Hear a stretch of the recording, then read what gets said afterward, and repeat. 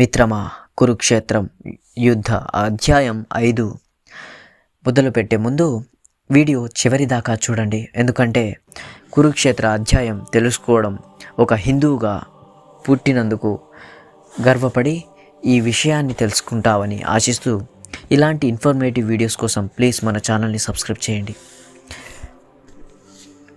10 మందికి షేర్ చేయండి. ఇక కురుక్షేత్ర యుద్ధభూమి 5వ అధ్యాయం.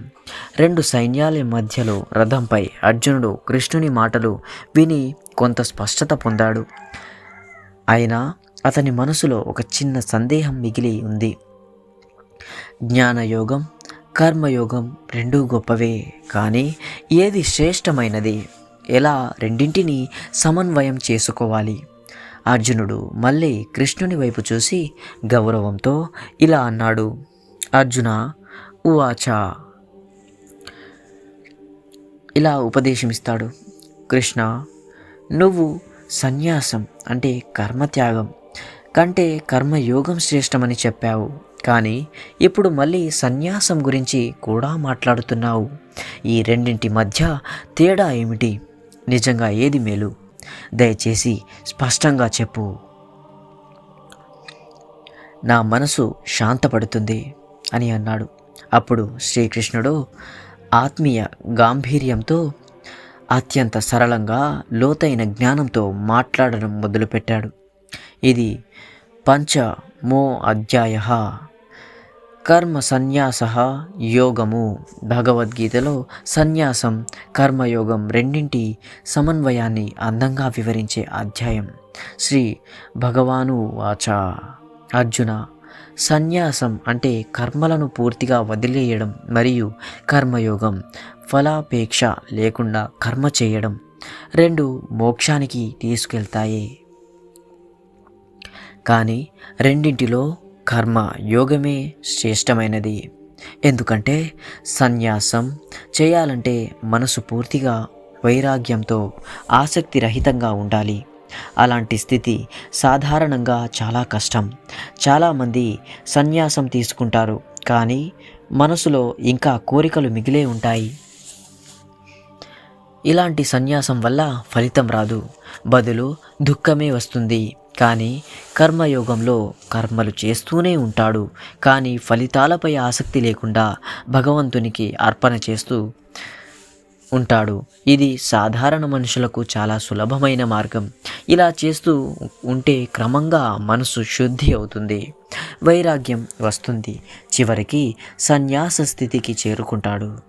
అసలు సన్యాసం అంటే ఏమిటి? కర్మలను వదిలేసినవాడు కాదు, కర్మ ఫలితాలను వదిలేసినవాడు. అదే నిజమైన సన్యాసం. అర్జున, నిజమైన కర్మయోగి ఇలా ఉంటాడు. ఎవరైతే అతడు శరీరంతో, మనస్సుతో, బుద్ధితో, అలాగే ఇంద్రియాలతో కర్మలు చేస్తాడో, కానీ నేను చేస్తున్నాను అనే అహంకారం లేకుండా అతడు అన్నింటినీ బ్రహ్మమే అని చూస్తాడో, అందుకే ఏ కర్మ చేసినా అతనికి బంధనం రాదు. అతడు పవిత్రుడు, శాంతుడు, ఇంద్రియాలను జయించినవాడు, సమదర్శి కూడా. అతడు బ్రహ్మను తెలుసుకున్నవాడు. ఇలాంటి యోగి పులి, ఏనుగు, కుక్క, ముంగిసలు అన్నింటినీ సమానంగా చూస్తాడు. సుఖ దుఃఖాలలో సమానంగా ఉంటాడు. మంచి చెడు రెండింటినీ అతీతంగా చూస్తాడు. ఏమీ కోరడు, ఏమీ వదలదు. అతడు స్వయం సంతృప్తుడు. అర్జున, ఇలాంటి స్థితిని పొందినవాడు శరీరంలో ఉండి కూడా శరీరానికి అతీతుడు.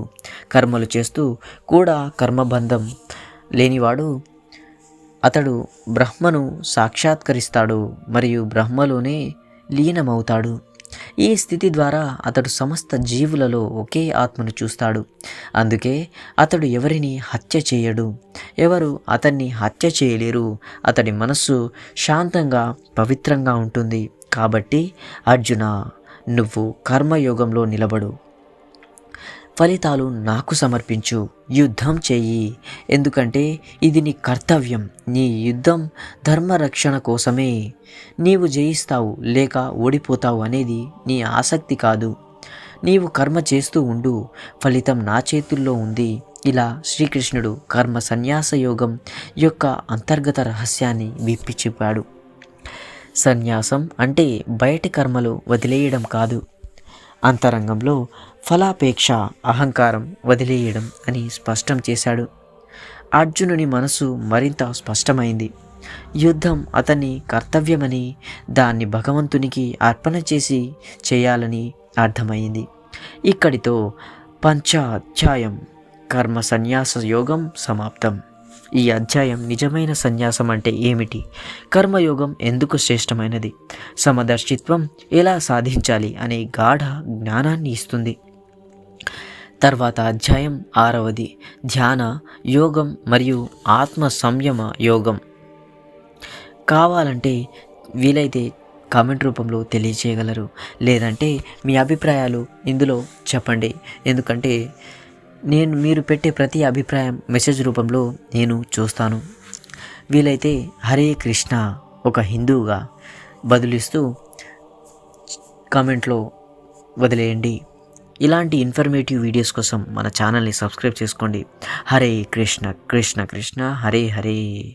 మరో అధ్యాయంతో మీ ముందుకుంటాను.